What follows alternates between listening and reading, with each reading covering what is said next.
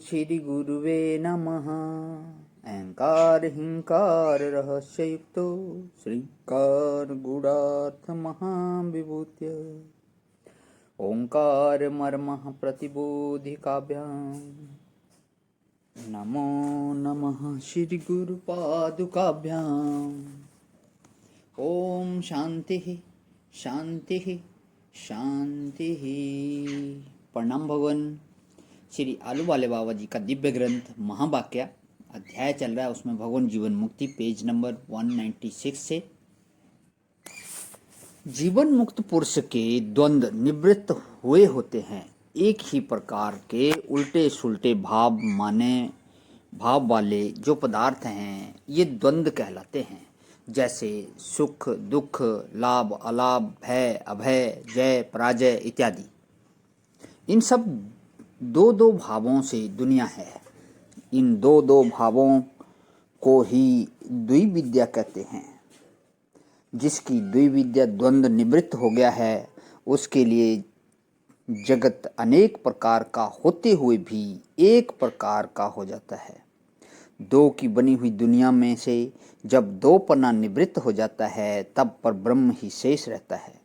जितने विकार हैं उन सब का अभाव हो जाता है। पदार्थों के नाम रूप की सत्यता जो दृढ़ हो गई है, पदार्थों के नाम रूप की सत्यता जो दृढ़ हो गई है फिर नहीं रहती। इसलिए जीवन मुक्त पुरुष सब को समभाव से देखता है। व्यवहार में उत्तम और अधम का बोध रहते हुए ज्ञानी दृष्टि भाव में समानता है। प्रत्येक मनुष्य जिसको देखता है अपनी बुद्धि से देखता है, यानी पांचों इंद्रियों के विषयों का ग्रहण त्याग अपनी बुद्धि के अनुसार करता है। अज्ञान दशा में अनेक प्रकार के विचित्र भावों से रंगी हुई बुद्धि पुरुष का वेग धारण करके जगत में नृत्य करती रहती है। जब बुद्धि की विषमता दृढ़ प्रपंचाकार वृत्ति आत्म बोध से निवृत्त हो जाती है, जब बुद्धि की विषमता दृढ़ प्रपंचाकार वृत्ति आत्म बोध से निवृत्त हो जाती है तब ही बुद्धि सम होती है। समबुद्धि से जो देखा जाता है वह समता युक्त ग्रहण किया जाता है। जीवन मुक्त की बुद्धि की जो समानता है वह सूक्ष्म में है, आत्म भाव से है, व्यवहार में नहीं है, क्योंकि वह ज्ञानी है, पागल अज्ञानी नहीं।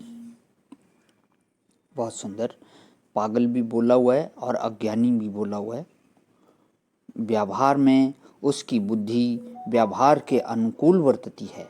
व्यवहार में उसकी बुद्धि व्यवहार के अनुकूल वर्तती है, परंतु आत्म भाव से विचलित नहीं होती।